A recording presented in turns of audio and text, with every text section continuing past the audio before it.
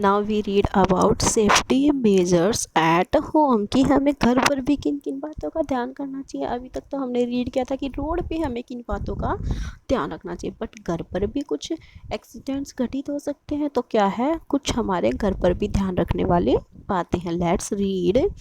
Accidents can occur at home as well as, क्या कि जो एक्सीडेंट है वो ओक्यूर हो सकते हैं, घट सकते हैं कहाँ पर, होम पर भी, जैसे कि रोड पर हो सकते हैं। One of the causes for accident at home is electricity shock. इनमें से क्या वन causes क्या है, एक एक्सीडेंट क्या हो सकता है हमारा, इलेक्ट्रिसिटी शॉक, कि किसी को करंट वगैरह लग जाए या इस तरह की कोई घटना घट जाए, तो this is electricity shock. We depend on electricity for many of our daily activities. Now these days we depend on electricities for many of our daily activities कि डेली एक्टिविटीज़ में हमारे इतने सारे काम हैं कि जो किस पर डिपेंड करते हैं, हमारे इलेक्ट्रिसिटी पर। Mostly work are done by electricity in our daily activities, but we should be very careful. But we should be very careful, हमें क्या करना चाहिए, बहुत ही ज़्यादा केयरफुल रहना चाहिए while handling electricity appliances.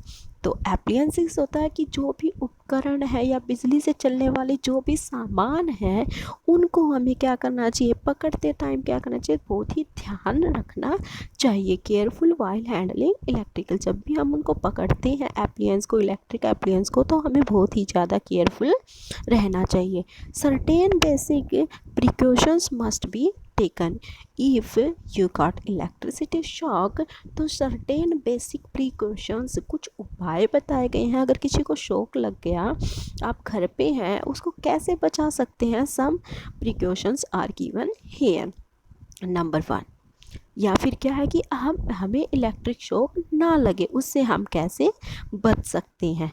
Number 1 is given, do not touch an electric switch with wet. Wet means गीले hands, हाथों से। डू नॉट टच, टच नहीं करना चाहिए इलेक्ट्रिसिटी स्विच को, इलेक्ट्रिक स्विच को, जो हमारे स्विच लगे होते हैं घर में ऑन ऑफ करने के लिए, उनको वेट हैंड से हमें टच नहीं करना चाहिए। While using an electric iron, अगर if you are using electric iron, iron means press, which is use to iron the clothes, clothes को आयरन करने के लिए जिसका हम यूज़ करते हैं, तो क्या करेंगे कि while using an electric iron, जब भी आप इलेक्ट्रिक आयरन का यूज़ करते हैं तो क्या ध्यान रखना चाहिए, ensure that the wire is not frayed and the plug is inserted properly in the socket. Ensure that, आपको ये ज़रूर ध्यान रखना है कि वायर जो है वो कटी हुई ना हो, वायर जो है एकदम अच्छे से होनी चाहिए, अच्छी होनी चाहिए, कहीं पे भी कट वगैरह नहीं होनी चाहिए। द प्लग इज़ इंसर्टेड, और जो प्लग है जो हम लगाते हैं सॉकेट के अंदर, वो अच्छे से प्रॉपरली तरीके से इनसाइड इंसर्ट करना चाहिए।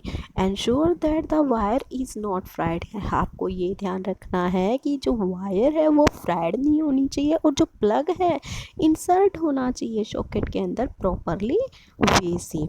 Never leave the iron on the clothes, और आपको कभी भी लीव नहीं करना चाहिए, छोड़नी नहीं चाहिए आयरन ऑन द क्लॉथ्स, कपड़ों के ऊपर। If you are called away suddenly, अगर आपको कोई अचानक कॉल करता है suddenly, anyone call you, don't leave the iron on the clothes, you first switch off the iron and keep it on its stand। आप सबसे पहले क्या करेंगे, स्विच ऑफ करेंगे आयरन को, and keep it on it's stand, और इसको इसके स्टैंड पर रखेंगे। Next is given, do not play near a table, fan or an immersion heater while it is in use। do not play near, आपको play नहीं करना चाहिए near a table, ऐसी टेबल के पास जहाँ पर फैन रखा हो, या इमर्शन हीटर है।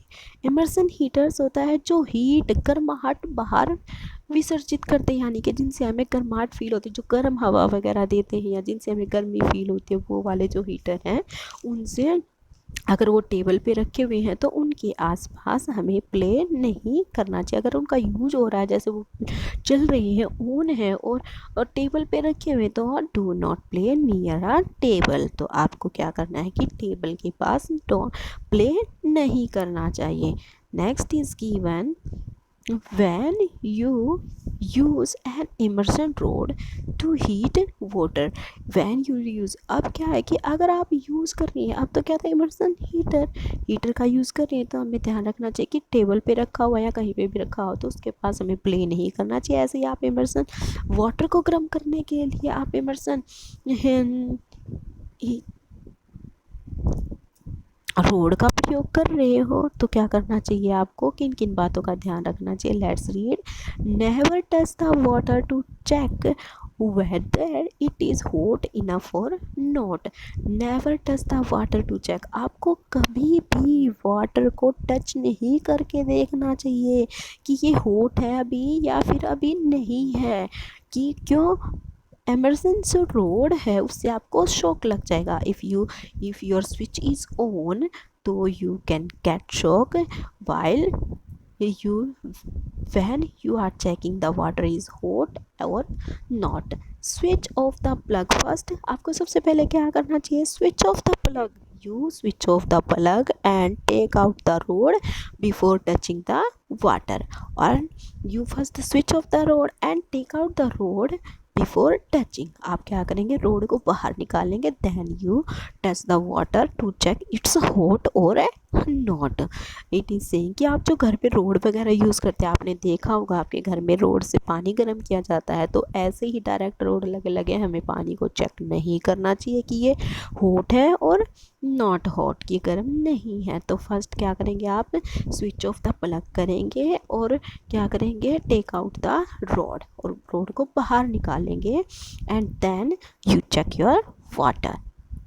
Do not play with plugs and plug points, आपको कभी भी जो भी घर में प्लग्स वगैरह लगे होते हैं, प्लग्स के पॉइंट्स लगे होते हैं, उनके साथ कभी भी प्ले नहीं करना चाहिए, खेलना नहीं चाहिए। आपने देखा होगा कई बार बच्चे खेलते खेलते स्विच में जहाँ पे हम प्लग लगाते हैं वहाँ पे उंगली डाल देते हैं, उनको क्या लग जाता है, एकदम से